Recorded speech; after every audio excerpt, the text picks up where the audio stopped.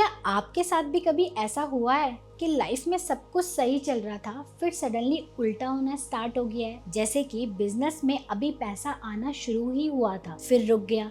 Relationship बहुत अच्छा चल रहा था, फिर ब्रेकअप हो गया। अभी डेली रूटीन से सेल्फ कॉन्फिडेंस बिल्ड करना शुरू ही किया था, पर प्रोक्रास्टिनेट करके फिर तोड़ दिया। फिर आपको लगता है कि यार ये सब मेरे साथ ही क्यों हो रहा है, क्या ये कोई फेलियर है? बट अगर मैं आपको बताऊं, ये कोई फेलियर नहीं, बल्कि आप अपने ब्रेन के सबकॉन्शियस सीलिंग के ट्रैप में फंसे हैं। जी हाँ, आज की इस वीडियो में हम बात करेंगे कि ये सबकॉन्शियस सीलिंग होती क्या है, किस तरीके से ये फॉर्म होती है और कौन कौन से तरीके हैं जिससे हम इसको ब्रेक करें और अपनी लाइफ के हर स्टेज के सक्सेस को इजीली अचीव कर पाएं। तो चलिए अब वीडियो को शुरू करते हैं और समझते हैं कि सबकॉन्शियस सीलिंग होती क्या है। सबकॉन्शियस सीलिंग एक तरह की हमारे ब्रेन की इनविजिबल लिमिट है, जो कि हमारे ब्रेन ने कभी कॉन्शियसली डिसाइड नहीं करी। लंबे समय से होने वाले पैटर्न को देखते हुए हमारे सबकॉन्शियस माइंड ने ये डिसाइड कर लिया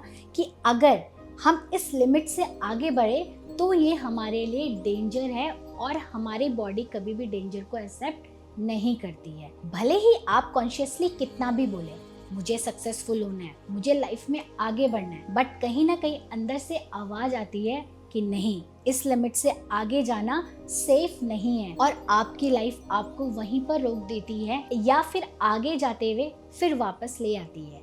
और यही वजह है कि सब कुछ सही जाने पर भी सडनली कोलैप्स हो जाता है। रिलेशनशिप इतना अच्छा चल रहा होता है कि हम खुद ही ओवरथिंक करना स्टार्ट कर देते हैं कि इतना अच्छा कैसे हो सकता है, और फाइनली हम ब्रेकअप कर लेते हैं। और यही वजह है कि आपने नोट डाउन किया होगा कि कुछ लोगों की लाइफ में जैसे ही सब कुछ सही चल रहा होता है, सडनली सब कोलैप्स हो जाता है। अगर हम इस चीज को बर्ड आई व्यू से देखें तो हमें ऐसा लगता है कि जैसे हम किसी गेम के एक स्टेज में अटक गए हैं। हम बार बार उस स्टेज को क्रॉस करने की कोशिश करते हैं और जैसे ही हम एंड में पहुंचते हैं फिर हम वापस आ जाते हैं। अब समझते हैं कि ये सब चीजें आती कहाँ से है। ये सारी चीजें होती है हमारे सबकॉन्शियस प्रोग्रामिंग से, यानी कि लंबे समय से हो रहे सेम पैटर्न को नोट करते हुए हमारा सबकॉन्शियस ब्रेन एक तरह की प्रोग्रामिंग फिक्स कर लेता है। और वो प्रोग्रामिंग आती कहाँ से?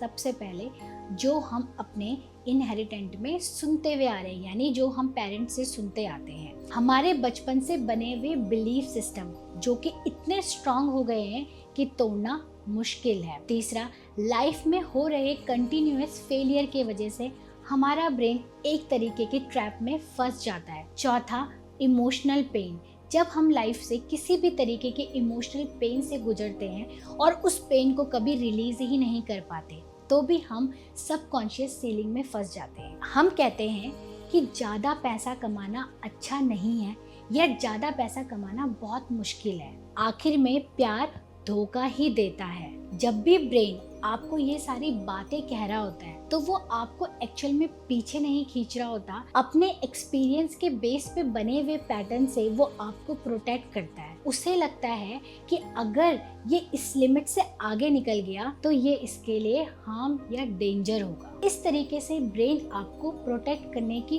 कोशिश करता है। तो इससे हमें ये समझ में आता है कि प्रॉब्लम पोटेंशियल में नहीं है, प्रॉब्लम है आपके ब्रेन की कैपेसिटी में। आप अपनी लाइफ में उतनी ही सक्सेस को होल्ड कर सकते हैं या अचीव कर सकते हैं जितना आपके नर्वस सिस्टम ने आपके लिए एक लिमिट सेट कर दी, और जैसे ही उस लिमिट को आप क्रॉस करने की कोशिश करते हैं तो आप फिर से नीचे गिर जाते हैं या उसी पैटर्न पर वापस आ जाते हैं। यही वजह है कि जब भी हम सक्सेस को अचीव करने की कोशिश करते हैं और उस रास्ते में होते हैं तो हम सेल्फ साबोटाज करना स्टार्ट कर देते हैं और अपने रिलेशनशिप को या अपनी सक्सेस को खुद ही खराब कर देते हैं। तो अब सवाल आता है कि इस सबकॉन्शियस सीलिंग को ब्रेक कैसे करना है। सबसे पहले आता है अवेयरनेस, यानी कि आपको अपनी लाइफ के होने वाले फेलियर के पैटर्न को कॉन्शियसली अवेयर होकर नोटिस करना है कि मैं कहाँ पर आके रुक जाता हूँ। इससे आपको